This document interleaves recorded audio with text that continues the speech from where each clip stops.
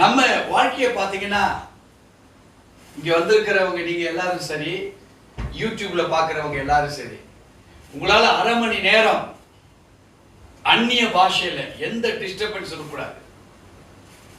ஒன்று வெளியிலிருந்து நமக்கு டிஸ்டர்பன்ஸ் வரக்கூடாது, வீட்டுக்குள்ள இருந்து நமக்கு டிஸ்டர்பன்ஸ் வரக்கூடாது, நம்முடைய எண்ணங்கள்ல டிஸ்டர்பன்ஸ் வரக்கூடாது.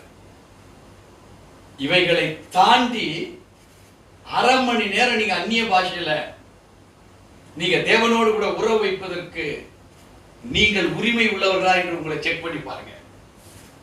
நம்ம வாழ்க்கையில் அன்றாட சாப்பிடுற உணவு தான் சாப்பிட்டு இருக்கிறோம். அன்றாட செலவு பண்ணுகிற செலவுகளை செலவு செய்து கொண்டிருக்கிறோம். அன்றாடம் உள்ளதுல பத்தலைனா கடன் வாங்கியாவது சாப்பிடுறோம். இந்த வாய் விடமாட்டேங்குது, ருசி நம்மளை அந்த மாதிரி செய்ய வைக்குது. ஆனா ஆவிக்குரிய வாழ்வுல இத்தனை ஆண்டுகள் கடந்து போயிருக்குது. யாராவது ஒருவர் 365 நாட்களும் நான் தேவனுக்கு முன்பாக அரை மணி நேரமாவது அந்நிய பாஷையில செபிச்சு எனக்கும் தேவனுக்கும் உள்ள உறவுகளை நாங்க ஸ்திரப்படுத்திருக்கோம் நம்மளால சொல்ல முடியுமா?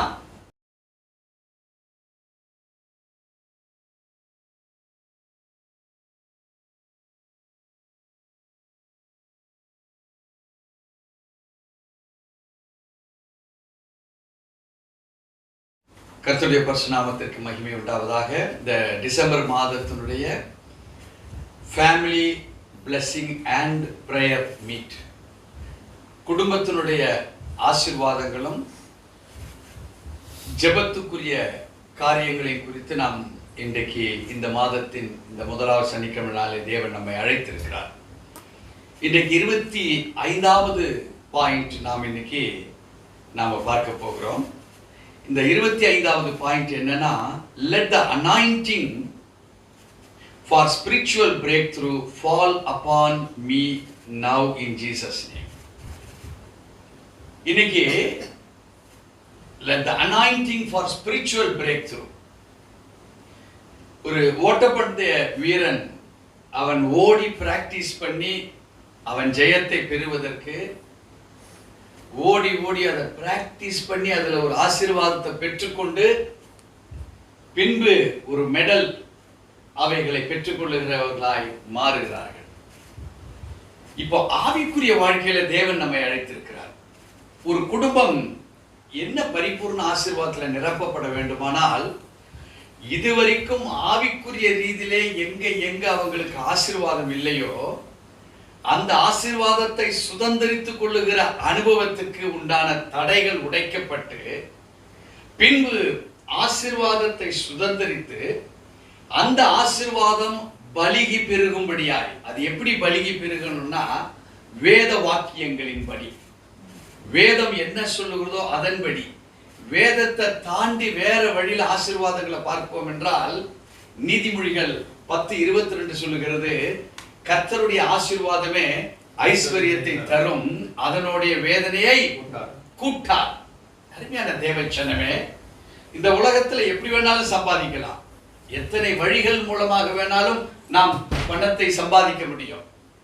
ஆனால் துன்பமற்ற நோயற்ற ஒருபோதும் தேவனால் நமக்கு கொடுக்கப்பட்டிருக்கிற அந்த ஆவிக்குரிய ஆசீர்வாதங்களை கொண்டு பெற்றிருக்கிற அந்த ஆசீர்வாதங்கள் ஒருபோதும் அழிந்து போகாதபடிக்கு அவைகள் பலிகி பெருகுகிறவளாய் நாம் இருக்கப்பட வேண்டுமானால் நம்முடைய வாழ்விலே நமக்கு ஒரு அனாயிண்டிங் தேவை, அபிஷேகம் தேவை. இந்த அபிஷேகம் ஏன் தேவைன்னா, ஆவிக்குரிய ரீதியில எந்தெந்த யுத்தங்கள்ல நாம் பங்கு பெற வேண்டுமோ அந்த யுத்தங்கள்ல பங்கு பெற்று அவைகள் நம்மீது அந்த பங்குள்ள ஸ்தானத்துக்கு நாம் சென்று இயேசு கிறிஸ்துவின் நாமத்தினாலே அதை பெற்றுக்கொள்ள தகுதி உள்ளவர்களாய் நாம் மாற வேண்டும். நம்முடைய வாழ்வுல பலவிதமான காரியங்களை நாம் கடந்து வந்திருக்கிறோம். நம்ம பார்க்காத பணம் கிடையாது, பார்க்காத அனுபவங்கள் கிடையாது தான். ஆனால் நாம் பார்த்தவைகள், நாம் கேட்டவைகள், இவைகள் எல்லாம் நம்முடையதுவாய் ஆயிருக்கா அப்படின்னு பார்த்தா இல்லை. அதுக்குதான் இப்போ தேவை ஒரு ஸ்பிரிச்சுவல் பிரேக் த்ரூ. நம்ம போல கிறிஸ்தவர்கள் எத்தனையோ பேர் நல்லவங்களா இருக்கிறாங்க, எத்தனையோ பேர் ஆசீர்வாதம் படைத்தவர்களா இருக்கிறாங்க, எத்தனையோ பேர் மகிமைக்கு சாட்சி உள்ளவர்களா இருக்கிறாங்க. எத்தனையோ பேர் சபையில அருமையா பாடல் பாடுகிறவர்களா இருக்காங்க. ஒவ்வொரு சபையினுடைய விசுவாசிகள் எத்தனையோ கேசட்டை போடுறவங்களா இருக்கிறாங்க. எத்தனையோ சபைகள்ல வெளிநாடு போய் வேலை செய்து சபையை தாங்குகிறவங்களா இருக்காங்க. தன் குடும்பத்தையும் தாங்குறவங்களா இருக்காங்க. பலருக்கு உதவி செய்கிறவங்களா இருக்காங்க. யாரு? வெளியால் இல்ல, கிறிஸ்தவர்களே. எனக்கு ரொம்ப வேண்டப்பட்ட ஒரு போதகர், பெரிய போதகர். அவர்கிட்ட இருக்கிற ஒரு விசுவாசி, அவர் ஊழியம் செய்கிற அளவுக்கு ஆண்டவரால் உயர்த்தப்பட்டார். ஸ்பிரிச்சுவல் பிரேக் த்ரூ அவருடைய வாழ்வில் வந்தது. அவர் தேவனுடைய அபிஷேகத்தை பெற்றுக்கொண்டார். வாரம் 2 நாள் துபாயில வெள்ளிக்கிழமையும் சனிக்கிழமையும் ஊழியத்தை முடிச்சுட்டு மறுபடியும் சனிக்கிழமை நைட்டு கிளம்பி ஞாயிற்றுக்கிழமை இங்க வந்து ஞாயிறு திங்கள் செவ்வாய் 3 நாட்கள் இங்க ஊழியங்களை மேற்கொண்டு புதன்கிழமை வியாழக்கிழமை மறுபடியும் அந்த அனாயிண்டிங்கை பெற்றுக்கொண்டு மறுபடியும் துபாய் சென்று பாருங்க. நம்ம இங்கிருந்து ஒரு ஒரு ஒரு 300-400 கிலோமீட்டர் போய் நம்மளால ஒரு ஊழியத்தை செய்துட்டு வருவதற்கு முதல்ல வாய்ப்பு இல்லை. வாய்ப்பு இருந்தா ஒரு எழுப்புதல் இல்லை. நம்ம போயிட்டு வரதெல்லாம் விருதாவாக இருக்கிறது ஊழியங்கள், அல்லது நாம் எடுக்கிற முயற்சிகள் விருதாவாக இருக்கிறது, தொழில் விருதாவாக இருக்கிறது. எந்த ஒரு கிரியைகள் நம்முடைய வாழ்வில பார்த்தாலும் ஒரு ஆவிக்குரிய ஒரு முயற்சிகளின் வல்லமை நமக்குள்ள கிடையாது. நம்முடைய வாழ்வை பார்த்தீங்கன்னா எல்லாருக்கும், புறஜாதிக்கோ தேவனை நம்பாதவங்களுக்கோ அவங்களுக்கு நடக்கிற சம்பவம் நம்ம வாழ்க்கையில் நமக்கு நடந்திருக்கு, அவ்வளவுதான். அவங்களுக்கு என்ன நடக்குமோ நம்முடைய வாழ்க்கையில் அதுவும் நடந்திருக்கு, அவ்வளவுதான். இன்னும் ஓப்பனா சொல்ல போனா அவனை விட நம்ம கஷ்டத்தில் தான் இருக்கிறோம். பல கிறிஸ்தவர்கள் இஎம்ஐ கட்ட முடியல, நினைச்சதை வாங்க முடியல, நினைச்சதில் வெற்றி பெற முடியல, சரீரத்தில் பலவீனங்கள், சுகவீனங்கள், பலருக்கு பலவிதமான கஷ்டங்கள். தேவச்சனமே, ஒரு மனிதனுடைய வாழ்வு, ஒரு ஸ்பிரிச்சுவல் பிரேக் த்ரூ நம்ம எந்தெந்த விதங்களில் நடத்துகிறது என்கிற ஒரு காரியங்களை முதல் அறிந்தவர்களாய் நாம் இருக்கப்பட வேண்டும். ஒரு ஆவிக்குரிய அனாயிண்டிங் நமக்கு எதற்கு? அந்த அனாயிண்டிங் நம்மளை என்ன செய்யுது? நமக்கு முதலாவது டிவைன் இன்டர்வென்ஷன்ஸ். நம்முடைய வாழ்வு முதலாவது ஆண்டவருடைய சமூகத்துல ஒரு புதிதாக்கப்படுகிற மகிமையை நாம் தேவனுடைய சமூகத்திலிருந்து நாளுக்கு நாள் நாம் பெற்றுக்கொள்ளுகிறதா இருக்கணும். நம்ம வாழ்க்கையை பார்த்தீங்கன்னா, இங்க வந்திருக்கிறவங்க நீங்க எல்லாரும் சரி, யூடியூப்ல பார்க்கிறவங்க எல்லாரும் சரி, உங்களால அரை மணி நேரம் அந்நிய பாஷையில எந்த டிஸ்டர்பன்ஸ் வரக்கூடாது. ஒன்று வெளியிலிருந்து நமக்கு டிஸ்டர்பன்ஸ் வரக்கூடாது, வீட்டுக்குள்ள இருந்து நமக்கு டிஸ்டர்பன்ஸ் வரக்கூடாது, நம்முடைய எண்ணங்கள்ல டிஸ்டர்பன்ஸ் வரக்கூடாது. இவைகளை தாண்டி அரை மணி நேரம் நீங்க அந்நிய பாஷையில நீங்க தேவனோடு கூட உறவு வைப்பதற்கு நீங்கள் உரிமை உள்ளவர்களா என்று உங்களை செக் பண்ணி பாருங்க. நம்ம வாழ்க்கையில் அன்றாட சாப்பிடுற உணவு தான் சாப்பிட்டு இருக்கிறோம். அன்றாட செலவு பண்ணுகிற செலவுகளை செலவு செய்து கொண்டிருக்கிறோம். அன்றாடம் உள்ளதுல பத்தலைனா கடன் வாங்கியாவது சாப்பிடுறோம். இந்த வாய் விடமாட்டேங்குது, ருசி நம்மளை அந்த மாதிரி செய்ய வைக்குது. ஆனா ஆவிக்குரிய வாழ்வுல இத்தனை ஆண்டுகள் கடந்து போயிருக்குது. யாராவது ஒருவர் 365 நாட்களும் நான் தேவனுக்கு முன்பாக அரை மணி நேரமாவது அந்நிய பாஷையில செபிச்சு எனக்கும் தேவனுக்கும் உள்ள உறவுகளை நாங்க ஸ்திரப்படுத்திருக்கோம் நம்மளால சொல்ல முடியுமா? ஒரு அந்நிய பாஷை ஜெபம் எப்படி தெரியுங்களா? 10 ஆண்டுகள் செய்ய முடியாத காரியங்களை செய்ய வைக்கும் அந்த அந்நிய பாஷை. ஏன்னா அது உங்களுக்கு தெரியாது. நீங்க வாக்கு கடக்காத பெருமூச்சுகளோடு கூட நீங்க ஜெபிப்பது என்னது என்று சொல்லி அறியாமல் இருக்கிறபடினால் தேவனாய கர்த்தருடைய வலது பாரிசத்தில் இருக்கிற பரிசுத்த ஆவியானவர் நமக்காக வேண்டுதல் செய்து கொண்டிருக்கிறபடினால் நீங்களும் நானும் பிழைச்சிக்கிட்டு இருக்கிறோம். இன்னைக்கு ஒரு செகண்ட் அவர் நிறுத்தினார்னா இங்க ஒரு கிறிஸ்தவன் தேட முடியாது, பிசாசு பிடிச்சு போயிடுவான். ஏன்? அவர் செய்யறாருன்னு வேதத்துல வாசிக்கிறோமே தவிர நீங்களும் நானும் பெருமூச்சுகள் என்பது அந்த அந்நிய பாஷையில் ஜெபிக்கிற அந்த ஒரு வல்லமையை குறிக்கிறது. இன்னிலிருந்து ஆண்டவருக்கு நேராக ஒரு குறிக்கோளுக்கு நேராக கடந்து செல்வோம். ஆண்டவரே, இன்னிலிருந்து அரை மணி நேரம் வெளி டிஸ்டர்பன்ஸ் கிடையாது, குடும்ப டிஸ்டர்பன்ஸ் கிடையாது, நானே எனக்கு டிஸ்டர்பன்ஸா இருக்க மாட்டேன். எதையாவது நினைச்சுக்கிட்டு நான் அந்நிய பாஷை பேச மாட்டேன். இன்னையில இருந்து ½ an hour அந்நிய பாஷை நான் பேசுறேன். இறங்கி பாருங்க உங்க லைஃப் மாறுதா இல்லையான்னு. உங்க ஸ்பிரிச்சுவல் அந்த பிரேக் த்ரூ உங்க மேல விட வேண்டியது இருக்குது. அது விடாத ஒரு கிறிஸ்தவன் வெற்றி பெற முடியாது. கிறிஸ்துவின் மீது அந்த ஸ்பிரிச்சுவல் பிரேக் த்ரூவை தேவன் அநாதியாய் வச்சிருந்தார். அது அறிந்து இந்த இயேசு கிறிஸ்து எல்லாவற்றையும் பெற்றுக்கொண்டார். அப்போ ஒரு டிவைன் இன்டர்வென்ஷன் உங்களுக்கும் தேவனுக்கும் உள்ள ஒரு தொடர்புகள் இருக்குமானால்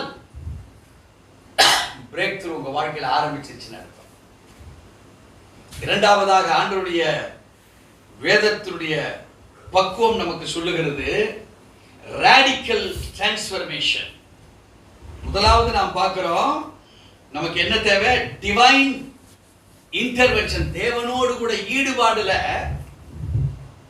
ஒரு பரிசுத்த மகிமையின் ஒரு ஈடுபாடுகளும், இதை தொடர்ந்து ராடிக்கல். எப்படின்னு கேட்டீங்கன்னா, ஒரு ஓபனா சொல்ல போறதா ஒரு மாவு இட்லியா மாறுகிற அனுபவம். மாவு சாப்பிட முடியாது, இட்லிய சாப்பிடலாம். ஆகாரம் புசிக்கத்தக்கதாய் இருக்கும் பொழுது அந்த ஆகாரத்தை புசிக்க முடியும். இப்போ நமக்கு நம்முடைய வாழ்வில் ஒரு மாற்றம் தேவை.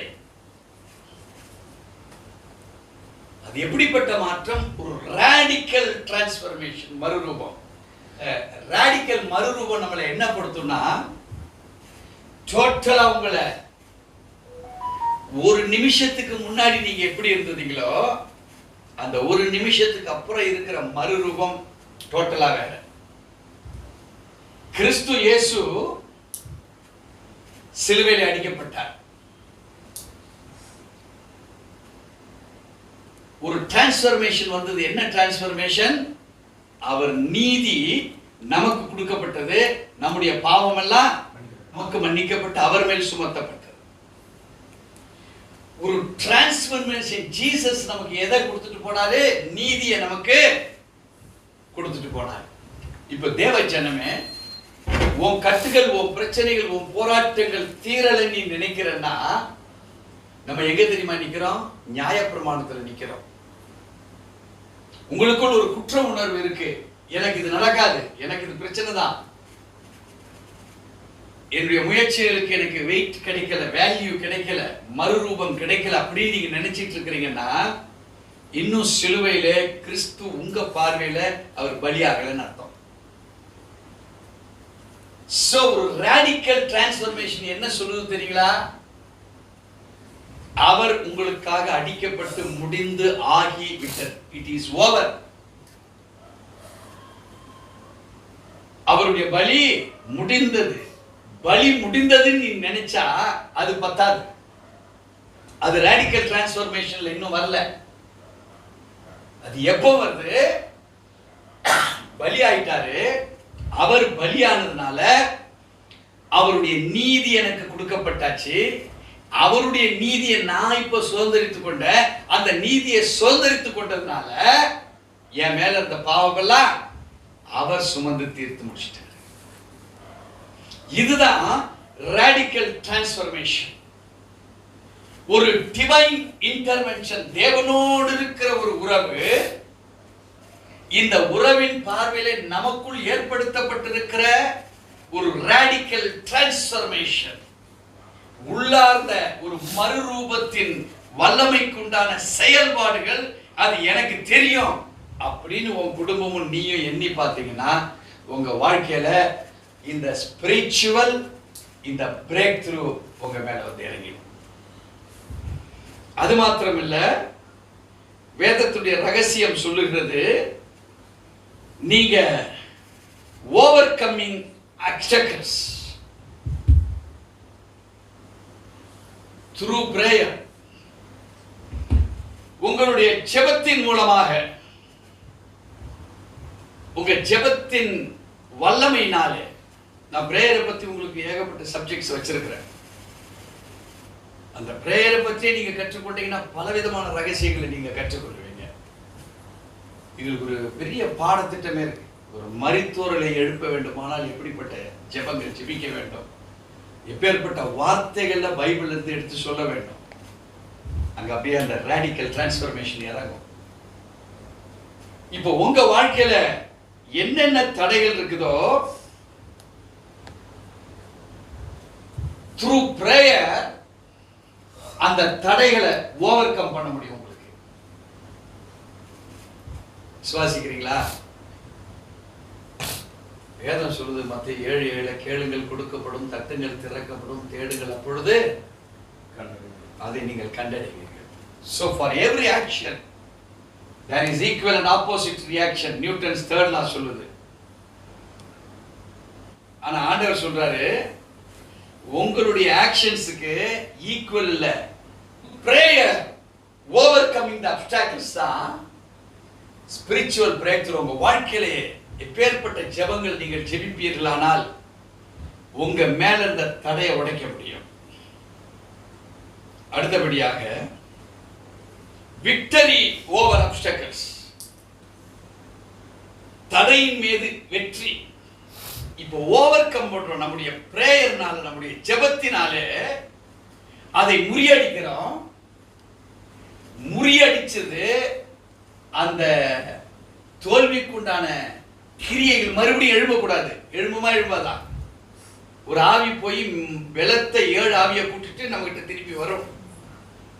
இப்போ 4வது என்னன்னா விக்டரி ஓவர் தட் obstacles. எதெல்லாம் நீங்க ஓவர் கம் பண்ணீங்களோ, எதெல்லாம் முறியடிச்சீங்களோ அதுல பரிபூர்ணமான ஒரு வெற்றி. அல்லேலூயா. இயேசு சுவாமி அந்த வெற்றியை கண்டதனால்தான் அவர் 3ஆம் நாள் அடக்கப்பட்ட நிலையிலிருந்து உயிர்த்தெழுந்தார். சோ தேவஜனமே, அந்த உயிர்த்தெழுதலின் அந்த ரகசியத்தின் வல்லமை நீங்களும் நானும் பெற வேண்டும். அப்போ நமக்கு ஒரு அனாயிண்டிங் தேவை, நமக்கு ஒரு ஸ்பிரிச்சுவல் பிரேக் த்ரூ தேவை. அது நம்மீது it must fall upon him, நம்ம மேல இறங்கணும். அது இயேசு கிறிஸ்துவின் நாமத்தினாலே அது நமக்கு பிரகடனப்படுத்தப்பட பட வேண்டும். அது வெறும் வார்த்தையா நம்ம பார்க்க கூடாது. அது என் மீது ஒரு அக்ரிமெண்ட் போடப்பட்டிருக்கு, ஒரு அத்தாரிட்டி கொடுக்கப்பட்டிருக்கு, அது பவர் என்று சொல்லி நமக்காய் வல்லமையினால் நிரப்பப்பட்டிருக்கு. அது எழுதப்பட்ட ஒரு டாக்குமெண்ட், ஒரு சாசனமாக இருக்குது எனக்குள்ள சொல்லி நீங்க எப்போ விசுவாசிக்கிறீங்களோ அப்போ உங்களுடைய வாழ்வில் ஒரு குடும்பத்தினுடைய ஆசீர்வாதத்தை ஒன்று கூட குறையாத உங்களால பார்க்க முடியும். வேதம் சொல்லுது, உன்மேலும் உன் பிள்ளைகள் மேலும் உன் பிள்ளைகளுடைய பிள்ளைகள் மேலும் உன் சந்ததி மேலும் உன் சந்தானத்தின் மேலும் எனது ஆவியை ஊற்றுவேன் என்று சொல்லி இருக்கிறார். உங்க மேலே ஊற்றப்படவில்லை என்றால், உங்க மேலே அந்த ஸ்பிரிச்சுவல் பிரேக் த்ரூ இல்லை என்றால், உங்க மேலே அந்த ராடிக்கல் டிரான்ஸ்ஃபர்மேஷன் இல்லை என்றால், உங்க மேல அந்த டிவைன் இன்டர்வென்ஷன் இல்லை என்றால், உங்க ஜெபம் முறியடிக்கக்கூடிய வல்லமை இல்லை என்றால், முறியடிக்கப்பட்ட அந்த வல்லமை எப்படிப்பட்டதாக நிரந்தர வெற்றி தருகிறதா இல்லை என்றால், எங்க உங்க பிள்ளைகள் மேல, எங்க உங்க பிள்ளைகளுடைய பிள்ளைகள் மேல, எங்க உங்க சந்ததி மேல, எங்க உங்க சந்தானத்தின் மேல அந்த ஆவி ஊற்றப்படுமா? அருமையான தேவச்சனமே, நாம் கற்றுக்கொள்ள வேண்டிய பல பாடத்திட்டங்கள் இந்த வேதாகமத்துல நமக்கு திருஷ்டாந்தங்களாய் கொடுக்கப்பட்டிருக்கு. யூடியூபை பார்த்து ஒரு சமையல் செய்யறாங்க, ஒரு யூடியூப்ல பார்த்து ஒரு வேலையை கற்றுக்கொள்ளுகிறாங்க, ஒரு யூடியூபை பார்த்து தன்னுடைய வாழ்விலே தெரியாத ஒரு லாங்குவேஜை கற்றுக்கொள்ளுகிறார்கள். அருமையான தேவ ஜனமே, நீங்களும் நானும் தேவனுடைய பரிபூர்ணத்தை ஆசீர்வாதங்களை பெரும்படியாய் அழைக்கப்பட்டிருக்கிறோம். சோ உங்க அழைப்பை உறுதிப்படுத்துங்க. உங்க அழைப்பு எதற்கு என்று சொல்லி உங்களுக்கும் தேவனுக்கும் உள்ள ஒரு டிவைன் இன்டர்வென்ஷனை கொண்டு வாங்க. அவரிடத்துல எதை நீங்க கற்றிருக்கிறீங்க இது வரைக்கும்? அவரிடத்துல எதை நீங்கள் பெற்றிருக்கிறீங்க? அனாதியாய், வித்தியாசமாய், விசேஷமாய் ஏதாவது பெற்றிருக்கிறீங்களா? அவர் ஆவியின் கனிகள் எத்தனையோ கொடுத்திருக்கிறாரு. அவர் ஆவியின் வரங்கள் எத்தனையோ கொடுத்திருக்கிறாரு. வேதத்தில் கொடுத்திருக்கா இல்லையா? கனிகளும் வரங்களும். அவைகள் எது எது நமக்கு சொந்தமா இருக்குன்னு எண்ணி நம்ம பார்த்திருக்கிறோமா? அவைகள் என்ன என்பதை நாம் எண்ணி பார்த்திருக்கிறோமா?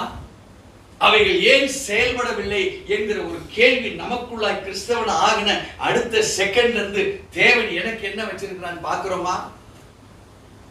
நம்ம பள்ளிக்கூடத்துக்கு போகும்போது வீட்டில் மத்தியானம் சாப்பாடு கட்டி கொடுத்துருவோம். வீட்டுக்கு போனவொடனே பிரித்து பார்ப்போம் மத்தியானம் சாப்பாடு. மேல்தட்டு அவுக்குறோம் என்ன இருக்கு, கீழ்த்தட்டு அவுக்குறோம் என்ன இருக்கு, அதுக்கு கீழே என்ன இருக்கு பார்க்குறோமா இல்லையா? இல்லை வீட்டில் நொறுக்கு டப்பா இருக்கும், நொறுக்கு தீனி டப்பா துறக்கிறோம். மேலே கையை போட்டது இதெல்லாம் நேற்றி பார்த்து அடியில் என்ன இருக்கா பார்க்காதது. வீட்டில் கேட்குறோம், என்னம்மா ஏதாவது வாங்கிட்டு வந்துருக்கீங்களா, அப்பா ஏதாவது வாங்கிட்டு வந்துருக்கிறீங்களா? ரொம்ப தூரம் பிரயாணம் போகணும், வண்டியை பெட்ரோல் ஃபில்லப் பண்ணியிருக்குதா, வெளியூர் போகணும், ட்ரெஸ்ஸில் எடுக்க வேண்டிய துணி மணி என்னென்ன தேவைப்படுதோ அவையெல்லாம் எடுத்து வச்சிருக்கிறோமா? ஒரு பரீட்சைக்கு பாஸ் பண்ண வேண்டுமானால் எவ்வளவு தூரம் படிக்கப்பட்டிருக்கிறோம், இதெல்லாம் யோசனை பண்றோமா? நம்ம இவைகள் எல்லாம் நம்முடைய வாழ்விலே திஷ்டாந்தங்களாய் நாம் பிராக்டிஸ் பண்ணி கொண்டிருக்கிறோம். பட் ஏன் ஸ்பிரிச்சுவல் ஒர்க்ல வரும்போது இவைகள் நம்முடைய வாழ்விலே கடைபிடிக்கப்பட்டது என்று எதையாவது ஒன்றிலே நாம் நம்மை நிலைப்படுத்த சொல்ல முடியுமா? உங்க பிரேயர்ல ஒரு டிவைன் இன்டர்வென்ஷன், உங்களுக்கும் தேவனுக்கும் ஒரு புதுமையை கற்றுக்கொண்டு ஆண்டவரே இதற்கு கற்றுத்தாரும்பா. நீ காலையிலிருந்து நான் தோற்று போனேன், இந்த தோற்று போன நிலைமைக்கு காரணம் என்ன, அதை அறிகிற அறிவை எனக்கு திறங்க, அந்த ஞானத்தை எனக்கு கொடுங்க. ஏன் எனக்கு வெற்றி பெற முடியல? இதுல ஒரு இன்டர்வென்ஷன், எனக்கும் தேவனுக்கும் ஒரு ஈடுபாடுல பேசுகிற ஒரு அனுபவம். உனக்குள்ள டிரான்ஸ்ஃபர்மேஷன் வரும், உனக்குள்ள ஜெப வல்லமையை கொடுப்பாரு. எதை வெற்றி காண வேண்டும் என்பதை அந்த அப்டக்கிள், அந்த தடையை உனக்கு ஆண்டவர் காய்ப்பார். அதன் மீது நீ வெற்றி காண்பாய். உன் குடும்ப வாழ்வு பிரமாதமா இருக்கும். ஒரு சின்ன உதாரணத்தை நாம் வேதாகமத்துல பழைய ஏற்பாட்டுல என்ன நடந்திருக்கு நம்ம பார்க்க போறோம். பல காரியங்கள், இதெல்லாம் ஒரு வேர்ல்டு லெவல், உலக லெவல்ல பார்க்கக்கூடிய ஆராய்ந்து அறியக்கூடிய ஒரு பெரிய லெவல் ஆராய்ச்சி வார்த்தை. 25வது பாயிண்ட் நான் இந்த family பிரேயர்ல எடுத்துக்கொண்டிருப்பது, let the anointing for spiritual breakthroughs fall upon me in Jesus Christ. என் மீது ஆவிக்குரிய வல்லமைகளை நான் பெற்றுக்கொள்ளுவதற்குண்டான சகல விதமான காரியங்களை கற்றுத் தருகிற ஒரு பிரேக் த்ரூ, ஒரு புதிய காரியத்தை அறிந்து கொள்ளுகிற அனுபவம் ஆண்டவரே இந்த நாளிலே எனக்கு பெற்றுக்கொள்ள வேண்டும் என்பதற்காக தேவன் உங்களையும் என்னையும் இந்த இடத்துல அழைச்சிருக்கிறார். எத்தனை பேர் விசுவாசிக்கிறீங்க? இதுதான் நம்ம வாழ்க்கையில பெருசாக்க முடியும். நம்ம வீட்டில் உட்கார்ந்து நேரத்தை பார்த்தீங்கன்னா பல angle they are killing their times. எனக்குலாம் நேரமே இல்லை. நமக்கு கொடுக்கப்பட்டிருக்கிற ஆவியையும் ஆத்மாவையும் சரீரத்தையும் தேவன் இத்தனை கோடி மக்கள் மத்தியில் எவ்வளவாய் பாதுகாக்கிறார் தெரியுமா? அப்படி ஒரு செகண்ட் கையை நழுவிட்டா காலி நம்மலாம். ஆனா நம்முடைய வாழ்வோ தேவனுக்கு ஏற்றதாகவே இல்லை, சிந்திக்கிறதாக இல்லை, செயல்படுகிறதாக இல்லை. ஒரு டப்பால போட்டு வச்சிருக்கிற ஒரு பெருங்காயம் கூட திறந்தீங்கன்னா அதனுடைய வாசனைய பெர்ஃபெக்டா நான் தாண்டா பெருங்காயம் காமிக்குது. ஆனா நமக்குள் என்ன இருக்கு? எந்த ஆவியை நமக்குள்ள இருக்கு? ஏன் நம்முடைய வாழ்விலே குடும்பம் கட்டப்படவில்லை? There is no divine intervention with the Lord. There is no radical transformation within ourselves. Our prayers are fit, not at all fit to get victory over the obstacles. Our faith is not a right faith to get the victory over the obstacles. நம்முடைய விசுவாசமும் சரியில்லை, நம்ம செயல்முறைகளும் சரியில்லை. நமக்குள்ள இருக்கிற transformation இருக்குன்னு பார்த்தா அதுவும் இல்லை. தேவனுக்கு நமக்கு இருக்கிற உறவுகளை பார்ப்போமானால் பேருக்கு ஜீசஸ், பேருக்கு ஆவியானவர். நம்முடைய ஆவி ஆத்மா சரீரம் என்னவோ ஆண்டவரோடு கூட பிணைக்கப்பட்டு அவர் கையை பிடிச்சிட்டு நம்ம அப்படியே மகிமையா சுத்திட்டு வர மாதிரி நம்ம நினைச்சுக்கிறோம். தேவச்சனமே, நம்மளை அழைத்த ஒரு உண்மை உள்ளவர் என்று எப்ப நம்முடைய ஆத்மா சொல்லிக்கிட்டே இருக்குதோ, சும்மா நடக்கும் போதும் போகும்போதும் அவருடைய அந்நிய பாஷையை கொண்டு பேசிக்கொண்டு போமானால், நீ வாய் திறந்து சத்தம் போட்டு 4 பேரை கூப்பிடணும், உள்ள ஓடட்டுமே. எவ்வளவு திங்கிங் ஓடுது, எவ்வளவு கிரிமினலா நம்ம திங்கிங் போகுது. அதெல்லாம் தூக்கி போட்டுட்டு உங்க தாட்ல தேவனோடு கூட உறவை மேன்மைப்படுத்துங்க. அவரை எல்லா வழிகளிலும் நாமத்தை சொல்லி அவரை போற்றுங்க. தேவன் பார்ப்பார், இவன் என்னுடைய நேசகுமாரன். அவர் சொல்வார், இவன் மேல் நான் பிரியமாயிருக்கிறேன். அன்னை ஜீசஸ்க்கு சொல்லப்பட்ட அதே வார்த்தை ஆவிக்குரிய வல்லமையோடு கூட நாம் தேவனுக்குள் இருப்போமானால், அவர் வல்லமை கொடுத்திருக்காரு, நாம இருந்து செயல்படுவோமானால் டிரான்ஸ்ஃபர்மேஷன் நமக்குள்ளதான் முதல் நடக்கும். ஏன் கிறிஸ்து அப்படி இருந்தார், அவள் மேல நடந்தது, தண்ணீர் மேல நடந்தார். அந்த வல்லமை மறுரூபமாக்கப்படுகிற தண்ணீர் மேல் இருக்கிற ஒரு பேப்பர் போட்டா எப்படி இருக்கும், உள்ள போகுமா? அத மாதிரி அவர் மறுரூபமாக்கப்பட்டார். காற்றையும் கடலையும் பார்த்து அவர் எரிஞ்சுக்கிட்டு இருக்குது, எகிரிக்கிட்டு இருக்குது, காற்றுல வந்துட்டு இதெல்லாம் பார்க்கலாம். அவர் பாட்டு தூங்கிட்டு இருந்தார். ஏன்னா அவளுக்கு கவலை இல்லை. ஏன்னா டிரான்ஸ்ஃபர்மேஷன் பவர் அவர் மேல இருந்தது. இவங்க கூப்பிட்டு இதை பார்த்தீங்களா, அவர் அப்பவும் பார்க்கிறாரு, ஓ கடல் கொந்தளிச்சுதா, அவர் பார்க்கறது காற்று வீசுதா, ஒன்றும் சொல்ல, காற்றே கடலே இறையாத அமைதலாயிடு, அவ்வளவுதான் சொல்றாரு. அவர் அது வார்த்தை அல்ல, it was a prayer with faith, with victory, overcoming the obstacle. அவருடைய விசுவாசம், அவருடைய ஜெபம், அவருடைய வார்த்தை, அவருடைய வெற்றியின் ரகசியம் அவருக்குள்ளது புறப்பட்டது. காற்றும் கடலும் அமைதலாயிடு. இது டிசைபிள் சீஷர் கிட்ட இருந்ததா? டீஷர்ட் என்னது? பயம் இருந்தது. அவங்க டிரான்ஸ்ஃபர்மேஷன் காற்றையும் கடலையும் பார்த்து பயப்படுகிற அனுபவம். அது ராடிக்கல் டிரான்ஸ்ஃபர்மேஷன் அல்ல, அது நெகட்டிவ் டிரான்ஸ்ஃபர்மேஷன். இங்கே டிவைன், டிவைன் என்றால் பரிசுத்த மகிமை. சோ டிவைன் அந்த காற்றையும் கடலையும் பார்த்து மகிமைன்னு பார்த்தாங்களா? பயத்தினால் நாங்க அமிழ்ந்து போகிறோம் அல்லவா? சோ டிவைனிட்டி அங்க இல்ல, அங்க ஃபெய்த்தே கிடையாது. இந்த பிரேயர்ல அவங்க அதை பார்த்து பயந்தாங்களே தவிர அதனால அவங்களுக்குள்ள விசுவாசம் வளர்ந்ததா இல்ல? அங்க பிரேயர் இருந்ததா அவங்களுக்குள்ள?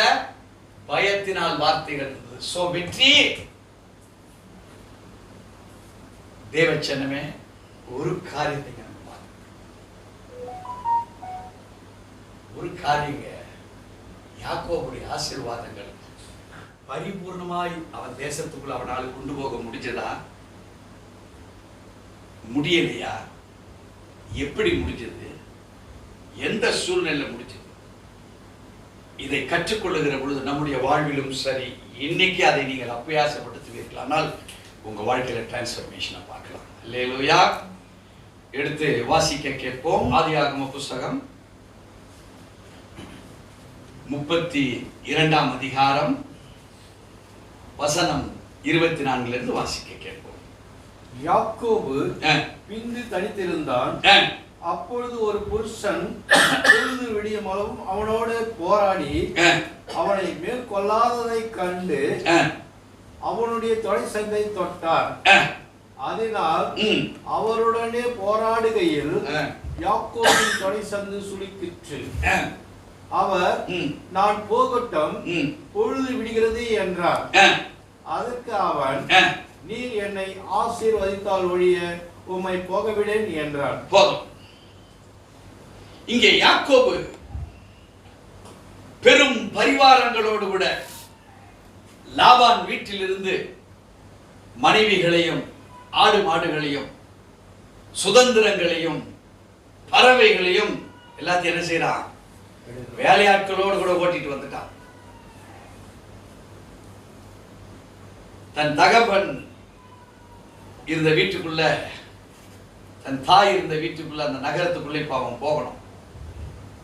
பயம் உள்ள, போக முடியல.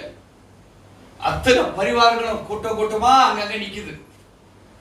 அத்தனைக்கும் அந்த சொத்துக்கு சோதரவாளி யாரு? ஒரே ஆள் யாக்கோ. உள்ள போன அண்ணன் நம்மள காலி பண்ணுவோம். பயம். இப்ப ஆண்டவரை தேடுறான்.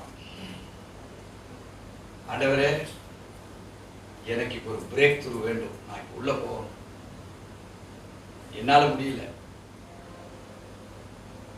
ஏன் முடியலங்கிறது தான் இப்போ இந்த அனாயிண்டிங் அவனுக்கு சொல்லி கொடுக்கும். யாக்கோபு தன்னை சரித்திரத்துக்கு பின்பகுதிக்கு கொண்டு போறான். இதே தேசத்தை விட்டு ஓடுனது பயம். என்ன அண்ணன் கொலை பண்ணிடுவானான்னு பயத்துல ஓடி போனான். ஏன்? சேஷ்ட புத்திர தன்னுடைய பாகத்தை தன் அண்ணனுக்கு இருக்க வேண்டியதை இவன் வாங்கிட்டேங்கிற பயம். அம்மா சொல்றாங்க, ஏய் அண்ணன் வந்தா உன்னை காலி பண்ணுவான், ஓடு, கிளம்பு கிளம்பு கிளம்பு. ஓடி போறா. லூஸ் என்கிற ஒரு நகரம். இரவல் அங்க சேர்றான். ஒரு கல்லை தூக்கி வச்சு படுத்து கனவெல்லாம் காண்றான். அவன்கிட்ட அப்பமும் சொத்தும் இல்லை, சுகமும் ஒன்றும் கிடையாது. அவனுடைய கோலும் தடியும் தான் அவனுக்கு இருக்கிற ஆதாரம். காலை எழுந்து மகிமையாய் அந்த இடத்துல ஒரு உடன்படிக்கை பண்ணிட்டு லாபான் வீட்டுக்கு போறான். 7 + 7 14 இயர்ஸ் அங்க வாழ்றான். நாம நினைக்கிறோம் அவன் ஏமாற்றப்பட்டு இருக்கிறான்னு சொல்லி. ஏமாற்றப்படல. ஆசீர்வாதங்கள் பெருக்கமடைய செய்திருக்கிறார் தேவன். அத்தனை பரிவாரங்களோடு இப்போ எங்க இருந்து பயந்து வரானோ அந்த இடத்துக்கு தான் வரான். இப்ப தேவ ஜனமே, நீங்க கிறிஸ்துவை ஏற்றுக்கொண்டு விசுவாசித்து வாயினாலே கிறிஸ்து எனக்காக மரித்தார், அடக்கம் பண்ணப்பட்டார், என் பாவங்களிலிருந்து மீட்டெடுக்கப்படும்படியாய் என் பாவத்தை சுமந்தார், இப்ப என் மேல பாவம் இல்லை, அவருடைய நீதி என் மேல வந்துருச்சுன்னு சொல்லி வாயினாலே அறிக்கையிட்டதுனால நீங்க ரட்சிக்கப்பட்டிருக்கிறீங்க. அப்படிதானே? சரி, ரட்சிக்கப்பட்டிருக்கிற நீ உங்க வாழ்க்கையில பயம் இருக்கலாமா? ஏன்னா பாவம் இருந்தா பயம் இருக்கும். போட்டி இருக்கலாமா? போட்டி இருக்குன்னா உனக்குள்ள பொறாமை எண்ணங்கள் இருக்குன்னு அர்த்தம். பொறாமை இருக்கலாமா? பொறாமை இருக்குன்னா கசப்பு இருக்குன்னு சொல்லி உன் மனசுல எண்ணம். கசப்பு இருக்கலாமா? கசப்பு இருக்குதுன்னா விக்கிரக ஆராதனுடைய கிரியைகள் உன் மேல சீற்றமா இருக்கின்ற அர்த்தம் உனக்கு தெரியாது. விக்கிரக ஆராதனை அந்த சாயல் உனக்குள்ள பின் தொடர்கிறது. என்ன அர்த்தம் தெரியுமா? பிரமாணத்தை மீறின கிரியைகள் உன் வாழ்க்கையில தொடர்ந்து கொண்டிருக்கிறது என்ற அர்த்தம். பிரமாணத்தை மீறின கிரியைகள் உன் மேல ஏன் இருக்கு தெரியுமா? அக்கிரம சிந்தையின் கட்டுகள் உன்னை விட்டு இறங்கல, அவிழ்க்கப்படல. ஆனா நீ யாரு? ரட்சிக்கப்பட்ட கிறிஸ்துவ. ஞானஸ்நானம் எடுத்த கிறிஸ்துவ. ஞானஸ்நானம் எடுத்து திருவிந்த ஆராதனையிலே பயபக்தியோடு கூட பங்கு கொள்ளுகிற கிறிஸ்தவ. அது மாத்திரமல்ல, ஒரு ஆராதனை தவறாதபடிக்கு தேவனுடைய வார்த்தையை கேட்கிற ஒரு கிறிஸ்தவன். ஆனால் தேவஜனமே, ஆண்டவருக்கு இவ்வளவு பெர்ஃபெக்டா இருந்து தசம்பாகம் காணிக்கையெல்லாம் கொடுத்தோம். நம்முடைய வாழ்க்கையில என்ன பிரச்சனை? பயத்திலிருந்து எல்லாமே இருக்கு. சேம் கண்டிஷன் இங்கே யாக்கோபு. ஏன்? அவருடைய ஆதி வாழ்க்கை பயத்துல, ஆசீர்வாதங்களோட திரும்பி வர பயத்துல. சோ உங்க வாழ்க்கை டிவைன் இன்டர்வென்ஷன்ல இல்லை என்று அர்த்தம். யாக்கோபு தேவனோடு கூட ஒரு டிவைன் இன்டர்வென்ஷன்ல இல்லை. ஆனா தேவனுடைய நாமத்தை சொல்லி தன்னுடைய ஆசீர்வாதங்களுக்காய் ஜெபித்தா ஆசீர்வாதம் வந்துருச்சு. எந்த ஆடுனுடைய நிறத்துல போட்டி வந்ததோ அந்த ஆடுனுடைய நிறத்துல இவன் ஜெபிச்சா இவனுக்கு வேண்டிய அந்த ரக ஆடு பொழிவு போட்டுக்கிட்டே இருந்தது. அதுல குறை இல்லை. நீ வாழ்கிற வாழ்க்கை சாப்பாட்டுக்கோ வேலைக்கோ அதுல இல்ல. ஆனா டிவைன் இன்டர்வென்ஷன், தேவனோடு கூட கை கோர்க்கிற அனுபவத்துல உனக்கும் உன் ஆசீர்வாதத்துக்கும் தேவனுக்கும் வித்தியாசத்தை பார்த்தா, இதற்காக நீ பார்த்தியே தவிர அவரோடு கூட கை கோர்ப்பதிலே நீ பார்க்கவில்லை. இப்போ இந்த வேதம் சொல்லுகிறது, இந்த 24வது வசனத்துல யாக்கோபு பிந்தி தனித்திருந்தான். அப்பொழுது ஒரு புருஷன் பொழுது விடியும் அளவும் அவனுடனே போராடி கொண்டிருந்தான். தேவச்சனமே, யாக்கோபுக்குள் ஒரு மனுஷன் போராடி கொண்டிருக்கிறான். He is not full 100% divine.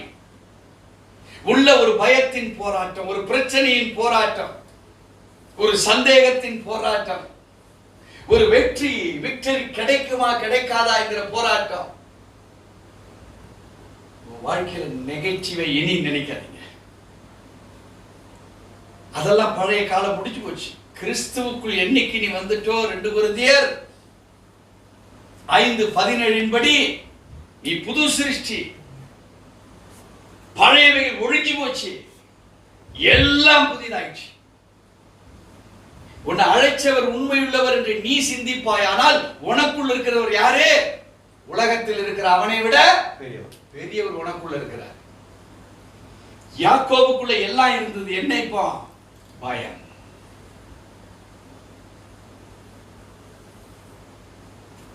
இப்ப அந்த பயத்தை போக்கணும். தொடர்ந்து சும்மா அப்படி சுழுக்க போட்டு விட்டார். இப்போ நடந்து பார்க்கிறவனால ஆவிக்குரியதில் சிந்தி பார்க்கிறான், ஆவிக்குரியதில் சிந்திக்க முடியாது. இவன் லைஃப்ல வெற்றி பெற்றது எல்லாத்தையும் காட்டிலும் இந்த பயம் இதை விட பெருசா. இப்ப யாக்கோபுடைய மாம்சம் இப்ப தட்டி விடப்பட்டிருக்கு. இந்த பயத்துல இருந்து வா வெளிய. உள்ள இருக்கிற மனுஷன் இப்ப தட்டி விட்டாச்சு. யாரவன்? பயமும் பிரச்சனையாகுமா, போராட்டமாகுமா, இப்ப மனதுல குழப்பம். 14 ஆண்டுகள் வெற்றி பெற்றவன். ஆனா இப்போ ஒரு நைட் இப்ப அவனுக்கு என்ன இருக்கு? போராட்டமா இருக்கு. இங்கே வேதம் சொல்லுகிறது, அவனை மேற்கொள்ளாததை கண்டு அவனுடைய தொடை சந்தை தொட்டார். தேவஜனமே, பழைய ஏற்பாட்டுல இந்த தொடைய தட்டி ஒரு ஒரு ஒரு வார்த்தை சொன்னா அது டாக்குமெண்ட் எழுதின மாதிரி. அது ஒரு சட்டம் நிறைவேற்ற ஒரு தட்டு தட்டி ஒரு வார்த்தையை சொல்லியாச்சுன்னா. இப்ப இங்க வேதம் நமக்கு சொல்லுது, அவனை மேற்கொள்ளாததை கண்டு அவனுடைய தொடை சந்தை தொட்டார். அதனால் அவருடனே போராடுகையில் யாக்கோபின் தொடை சந்து சுருக்கிற்று. இப்போ மாம்சமா இவன் தேவனோடு கூட போராடுறான். மாம்சமா போராடிதான் இந்த ஆளுகள் மனைவி எல்லாம் பெற்றானா? அவன் தேவனை பற்றி கொண்டதுனாலே கிடைக்கப்பட்ட ஆசீர்வாதம். இப்ப இவன் பயத்துக்கு யாரை பிடிச்சிருக்கணும்? தேவனை தான் பிடிச்சிருக்கணும். ஆனா உள்ள மாம்சம் என்ன ஆயிடுச்சு? பயத்தோடு கூடவே இவன் விழுந்து போயிட்டான். ஊருக்குள்ள போறதுக்கு இவனுக்கு ஏன் பயம்? 14 வருஷம் நடத்தின ஆண்டவர் ஒரு நைட்டை தாண்ட வைக்க மாட்டாரா?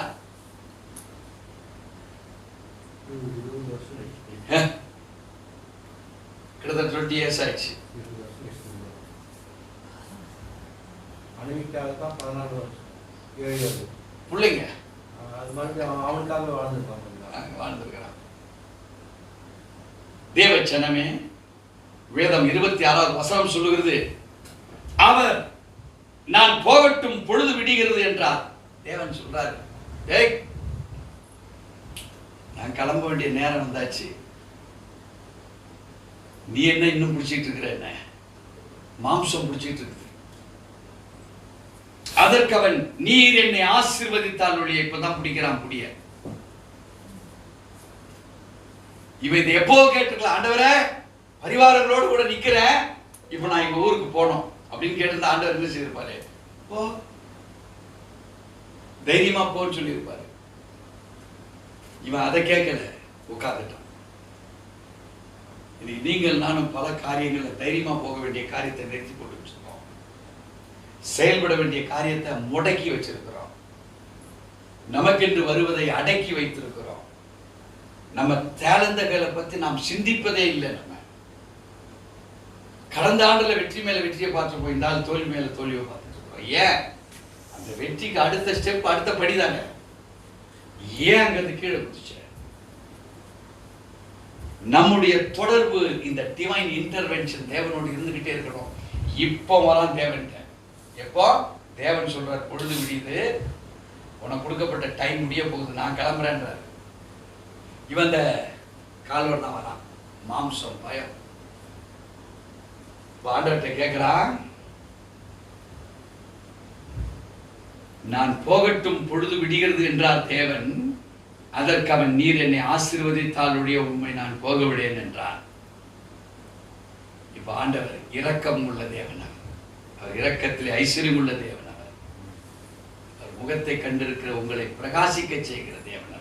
இப்போ அவர் முகத்தை அவன் பார்த்துட்டான். அவர் சொல்றாரு, உன் பேர் என்ன என்று கேட்டார். அவன் சொல்றான், அப்பா நானு அதே சகோதரன் தான் ஆண்டவரே. போன வருஷம் என்ன பார்த்தீங்களே, அது முந்தின வருஷம் என்ன பார்த்தீங்களே, அதே மனுஷன் தான் ஆண்டவரே நான். அவன் என்ன சொல்றான், என் பெயர் யாக்கோபு என்றான். ஆண்டவர் சொல்றார், அப்பொழுது அவர், உன் பெயர் இனி யாக்கோபு எனப்படாமல், நீ ஆசீர்வாதத்துக்காக என்னை நோக்கி கூப்பிட்ட, நன்மைகளுக்காக என்னை நோக்கி கூப்பிட்ட, இப்போ கூட உங்க ஊருக்குள்ள போறதுக்காக என்ன நீ கூப்பிடுற. ஆனா இப்ப எப்படி தெரியுமா கூப்பிடுற, பயங்கர பயத்துல என்ன நீ கூப்பிடுற. இனி அந்த பயத்தின் சாயல் உனக்கு கிடையாது. நீ யார் தெரியுமா, இஸ்ரவேலராக மாத்திரவன்.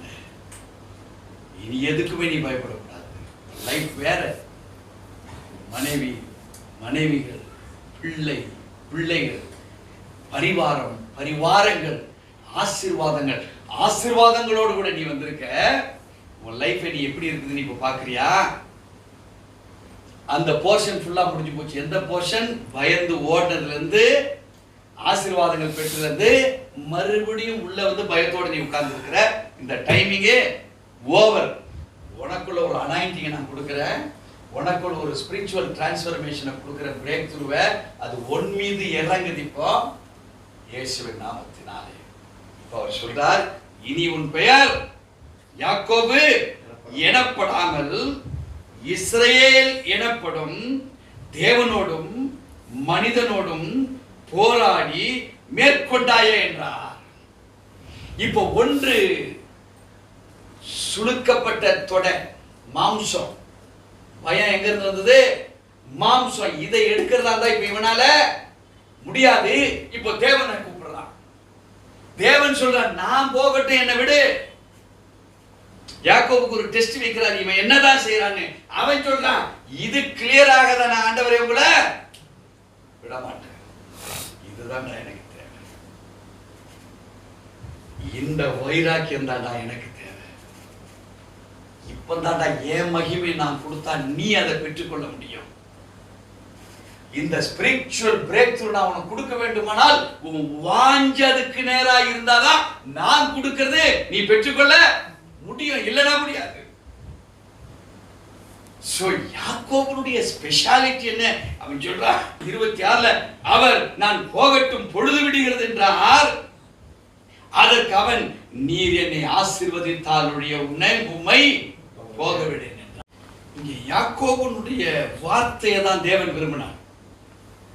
இதை சொல்றானா தான் தேவன் பார்த்தார். What was the proposed words of Jacob is very much important. The proposals, how Jacob carried out. யாக்கோபு எப்படி அந்த வார்த்தைகளை சுமந்து தேவனிடத்துல காமிச்சான். தேவனிடத்துல சொன்னான், ஆண்டவரே என்னை ஆசீர்வதித்தார் வழிய உன்னை விட மாட்டான். அவருக்கு ஒரு கவரேஜை போட்ட ஆண்டவருக்கு தேவன் பார்த்தார், இப்படிப்பட்ட ஒரு வைராக்கியம் உள்ளவன் தான்டா எனக்கு தேவை. அவனுக்கு நான் தான் ஆசீர்வதிச்சேன், அவனுக்கு நான் தான் வழிகளை கற்றுக் கொடுத்தேன், அவனை நான் தான் உருவாக்கினேன். ஏன்? ஆபிரகாமுக்கு சொல்லப்பட்ட வாக்கு தத்தத்தை ஈசாக்கு மூலமாய் இப்போ யாக்கோபு மூலமாய் நிறைவேற்றுவதற்கு நான் வாக்கு தத்தங்களின் தேவன் என்பதை அறிமுகப்படுத்தல்ல, அதிகாரப்படுத்துவதற்கு நான் காத்துக் கொண்டிருக்கிறேன் தேவன் பார்த்தார். நீ அந்த அதிகாரத்தை பயன்படுத்துகிற பொழுது you become the child of authority God. அதிகாரம் உள்ள தேவனுடைய பிள்ளையாக நீங்க மாறுகிற அனுபவத்தை பெறுகிறீங்க. அல்லேலூயா. அந்த வார்த்தைகள் தான் யாக்கோபு பேசினதை பார்த்தவன தேவன் பார்த்தாரு. I need such a type of persons to build the kingdom in this world. நான் இப்படிப்பட்ட தேவ பிள்ளையை தான் பார்க்கிறேன். என்னுடைய ராஜ்யத்தை இவர்களை கொண்டு இந்த பூமியிலே ஸ்தாபிப்பதற்காக. யாக்கோபு சொல்றாரு அவரை பார்த்து, அதற்கு அவன், நீர் என்னை ஆசீர்வதித்தால் ஒழிய உம்மை நான் போக விடேன் என்றான். இப்ப அவர் சொல்றார், உன் பெயர் இனி ஏன் தெரியுமா? நீங்க பரிசுத்த ஆவியுடைய அபிஷேகத்தை பெறுகிற பொழுது எங்க சாட்சியா மாறுறீங்க? இந்த வெள்ளத்தை கொண்டு இஸ்ரவேலிலே நீங்க உங்களை முதலாவது சாட்சியா மாத்துறீங்க. இந்த பரிசுத்த ஆவியுடைய பலன் இப்ப யாக்கோபு பெற்றுக் கொள்கிறான். அவன் வாழ்ந்த தேசத்துக்கு இப்ப போறான். அந்த இஸ்ரவேலுக்குள்ளே தான் ஆசீர்வாதத்தை பெற்றவனாக மாறினவனாக போறான். பயத்துல போனவன் இப்ப உள்ள பரிவாரங்களோடு கூட எப்படி வரான்? இப்ப பயம் போயிடுச்சு. அவன் மைண்ட்ல இருந்து ப்ராப்ளம் போயிடுச்சு. அவன் மைண்ட்ல இருந்து விரக்தி போயிடுச்சு. அவன் மைண்ட்ல இருந்து சந்தேகம் போயிடுச்சு. அவன் தொடையில இருந்த அந்த சந்து சுளுக்கு என்ன ஆயிப்போச்சு? இப்ப வீரநடையா வந்துட்டான். ஏன்னா வெற்றி கிடைச்சிச்சு. எது அப்சைகள் தடையின் மீது வெற்றி கிடைச்சிச்சு. அவன் தேவனோடு பேசினது என்ன? பிரேயர். அவனுடைய வாதாடுதல் எதுவா இருந்தது? ஒரு ஜெபத்தினுடைய வல்லமையா இருந்தது. It was the highest break through. அந்த ஜெபம் எப்படிப்பட்டதா? இதுக்கு பதில் சொல்லலன்னா அவரே நகர முடியாது. தேவ ஜனமே, இங்கே வேதம் சொல்லுகிறது, அப்பொழுது யாக்கோபு உம்முடைய நாமத்தை எனக்கு அறிவிக்க வேண்டும் என்று கேட்டான். அதற்கு அவர், நீ என் நாமத்தை கேட்பானேன் என்று சொல்லி அங்கே அவனை ஆசீர்வதித்தார். எதுக்கு? நான் தான் சர்வ வல்லமையுள்ள தேவன் அறிந்து கொள்வதற்காக. இப்ப என் பேரையே நீ கேட்கிறியப்பா. ஏன்னா அவர் காணக்கூடாத ஒரு பொக்கிஷத்தின் தேவன். உங்க விசுவாசத்தினால தான் நீங்க அவரை பார்ப்பீங்க. அவரை பார்த்துட முடியுமா ஈஸியா? உங்க விசுவாசத்தினாலே தேவன் செய்த கிரியைகள் தான் நீங்க பார்க்க முடியும். யாக்கோபு பேசிட்டு இருந்ததெல்லாம் அவனுடைய ஆவியில தேவனோட பேசிட்டு இருக்கிறான். உங்க பிரேயர்ல நீங்க மனுஷனா ஜெபிச்சிட்டு இருக்கிறீங்க, பதில் கிடைக்காது. தேவ ஜனமே, மாம்சத்துல போராட்டம் தான் நடக்கும். முடியுமா? மாம்சம் ஜெயிக்குமா? நீங்க ஆவியிலே பிரேயர் பண்றவளாய் மாற வேண்டும். அதை தான் இங்க சொல்றாரு. அப்பொழுது யாக்கோபு உம்முடைய நாமத்தை எனக்கு அறிவிக்க வேண்டும். அப்படி என்றால் I have to see the God who spoke to me அப்படின்னு கேட்கிறான். இங்கே வேதம் சொல்லுகிறது, அதற்கு அவர், நீ என் நாமத்தை கேட்பானேன் என்று சொல்லி அங்கே அவனை ஆசீர்வதித்தார். பார்க்க முடியுமா? தேவனை ஒரு காலம் ஒருவனும் கண்டதில்லை. ஜீசஸ் சொன்னார், என்னை காண்கின்றவன் பிதாவை காண்கின்றார்கள் என்றார். நம்ம அவ்வளவு பியூர் இல்லை, ஆனா அவருடைய ஆசீர்வாதத்தை நம்ம பார்க்கலாம். இந்த ஸ்பிரிச்சுவல் பிரேக் த்ரூ, இதுவரையில் கண்டிராத ஆசீர்வாதங்களை நீ பார்க்கிற பொழுது தேவ மகிமை நீ பார்க்கிற.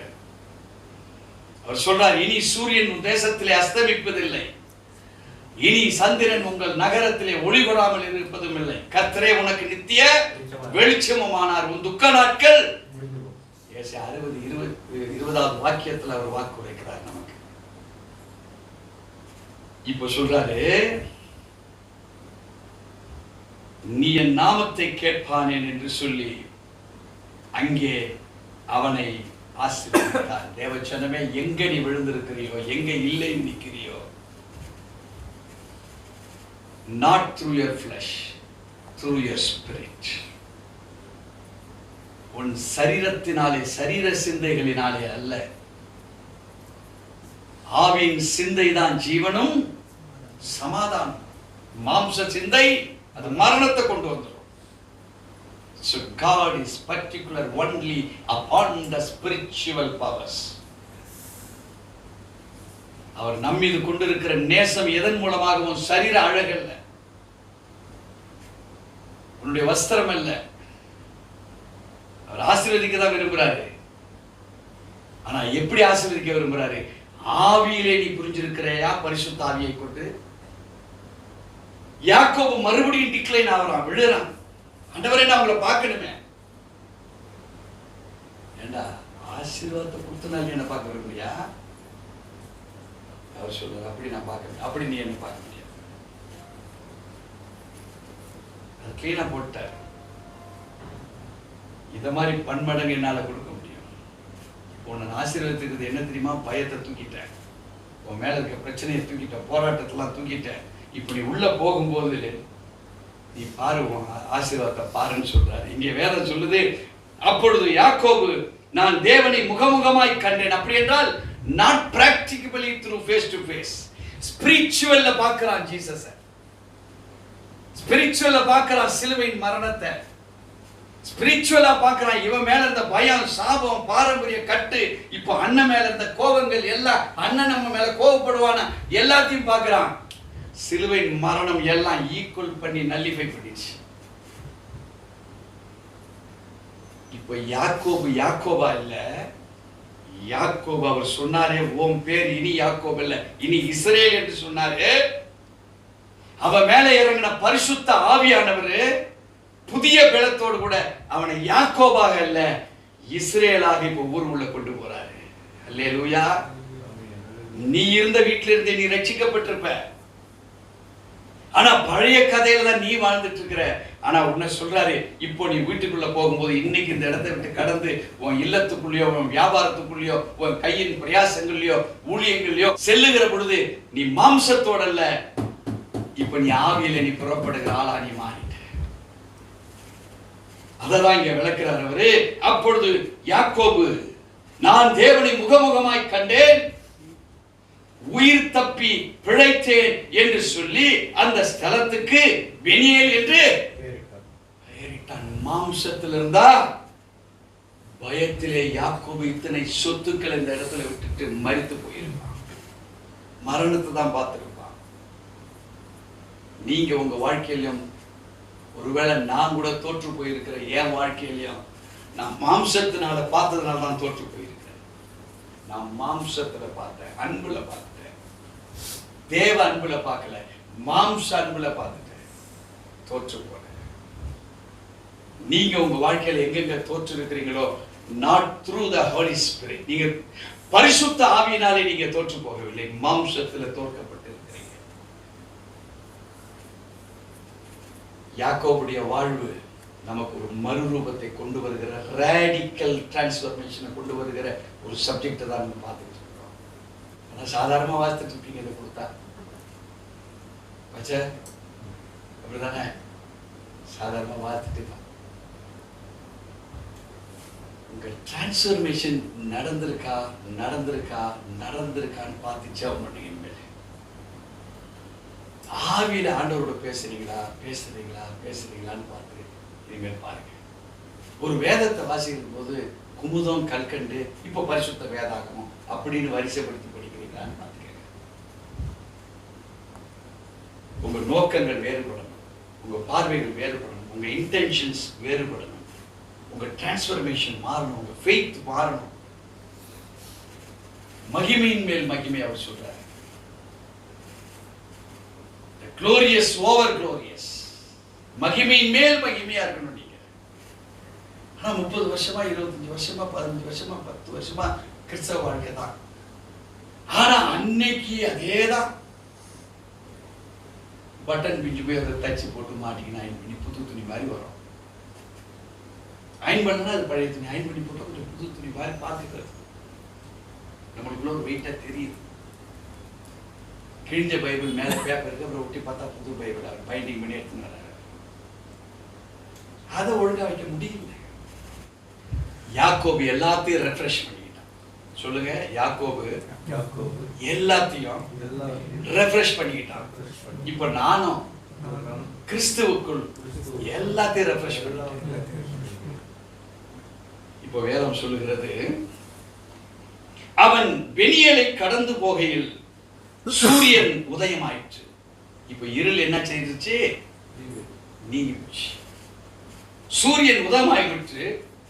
அவன் தொடை சுளுக்கினாலே நொண்டி நொண்டி நடந்தான். அவர் யாக்கோபுடைய தொடை சந்து நரம்பை தொட்டபடியால் இஸ்ரேல் புத்திரர் இந்நாள் வரைக்கும் தொடை சந்து நரம்பை புசிக்கிறது இல்லை. என்ன அர்த்தம்னா, இந்நாள் வரைக்கும் தொடை சார்ந்த நரம்பை புசிக்கிறதுனா என்ன அர்த்தம்னா, இனி அப்படிப்பட்ட வேதனை இஸ்ரேல் மக்களுக்கு ஏற்பட்டதே கிடையாது. யாக்கோபு பரிபூர்ணமான ஆசீர்வாதங்களை பெற்றவனாய் அவன் பெனியேல் என்று பெயரிட்டான். உங்க வீடு இன்னையிலிருந்து யாக்கோபை போல நீங்க போராடி உங்க வாழ்க்கையில் ஸ்பிரிச்சுவல் பிரேக் த்ரூவை அடைந்து கொண்டீங்கன்னு சொல்லி நீங்க விசுவாசிங்க. உங்க வாழ்க்கையில இன்னையிலிருந்து மகிமையான ஒரு டிவைன் இன்டர்வென்ஷன், ஒரு ரேடிக்கல் டிரான்ஸ்ஃபர்மேஷன் உங்க வாழ்க்கையில த்ரூ ப்ரேயர் அப்டக்கிள்ஸை உடைக்கிறீங்க. Victory over the obstacles. என்னென்ன தடைகள் இருந்தோ அதெல்லாம் நிரந்தர வெற்றியை நீங்கள் பெற்றுக்கொண்டீர்கள். யாக்கோபு செய்ததின்படி ஆவியினாலே செய்ய ஆரம்பிங்க. மாம்சத்துல பயந்திருந்தான், ஆவியில டிரான்ஸ்ஃபர்மேஷனை பெற்றுக்கொண்டான். ஆண்டவர் சொன்னார், இனி உன் பெயர் யாக்கோபு இல்ல இஸ்ரேல் என்றார். பரிசுத்த ஆவியுடைய வல்லமையை பெற்றார். அவன் இஸ்ரேலிலே இப்ப யாரா மாறிட்டான்? அவன் பலசாலியாக மாறிவிட்டான். அல்லேலூயா. கண்களை மூடி நாம் ஜெபிப்போம். மகா இரக்கமும் கிருபைகளும் நிறைந்த நல்ல ஆண்டவரே, எங்க வாழ்வில் ஒரு புதிய டிரான்ஸ்ஃபர்மேஷனை ஆவியினாலே பெற்றிருக்கிறோம். உம்முடைய பிள்ளைகளுக்கு அந்த மகிமையான பிரசனத்தை நீர் கொடுத்திருக்கிறீர். தொடர்ந்து ஒவ்வொருத்தருடைய வாழ்வும் தேவ பெலனோடு கூட எழுப்பி பிரகாசிக்க கிருபை பாராட்டும். எந்த தடைகள் இருந்தாலும் உடைக்கப்படுவதாக. யாக்கோபுடைய வாழ்வை மாற்றின தேவன் கிறிஸ்து இயேசு எங்களுடைய பாவங்கள் எல்லாம் சுமந்து சிலுவையிலே தீர்த்து விட்டீரப்பா. எங்களுடைய பிரமாணங்கள் மீறின காரியங்கள், அக்கிரம சிந்தையின் கட்டுகள், தொடர்ந்து வந்த பாவ கட்டுகள், அதன் நிமித்தமாய் சாபங்கள் எல்லாம் அந்த சிலுவையிலே எல்லாம் உம்முடைய நீதியினால் மாற்றப்பட்டது. அந்த நீதியை எங்களுக்கு தந்திருக்கிறேன். இனி நாங்களும் யாக்கோபு அல்ல, நாங்களும் இஸ்ரவேலனாக நாங்கள் மாறி இருக்கிறோம். எங்களுடைய வாழ்வு சுக வாழ்வாய் துளிர்க்கும் அளவும் பெனியேலாக எங்களுடைய வீடு மாம்சத்தோடும் தேவனோடும் போராடினோம். தேவன் எங்களுக்கு வெற்றியை தந்தார் என்று சொல்லும் அளவும் எங்கள் வீடாகி இந்த சரீரம் தேவனுடைய சாட்சியாய் இருப்பதால் உடைய மகிமையின் மேல் மகிமையை நாங்கள் காணத்தக்க எல்லாரையும் நீங்க ஆசீர்வதிங்க. துதி கனமகிமை ஒருவருக்கே செலுத்துகிறோம். இயேசு கிறிஸ்துவின் நாமத்தில் பிதாவே, ஆமென். என் ஆத்மாவே கர்த்தரை ஸ்தோத்திரி, என் முழு உள்ளமே அவருடைய பரிசுத்த நாமத்தை ஸ்தோத்திரி. என் ஆத்மாவே கர்த்தரை ஸ்தோத்திரி, கர்த்தர் செய்த சகல உபகாரங்களையும் மறவாதே. ஆமென். நம்முடைய கர்த்தராகிய இயேசு கிறிஸ்துவின் கிருபையும் பிதாவாகிய தேவனுடைய அன்பும் பரிசுத்த ஆவியானுடைய அந்யோன்ய ஐக்கியமும் பாதுகாவலும் நம் அனைவரோடு கூட இன்றும் என்றும் சதா காலங்களிலும் சகல பரிசுத்தவான்களோடு கூட வரை மட்டும் சமாதானமாய் இருப்பதாக. ஆமென், ஆமென், ஆமென். அல்லேலூயா. கர்த்தர் நம்ம எல்லாரையும் ஆசீர்வதிப்பாராக. Thank you.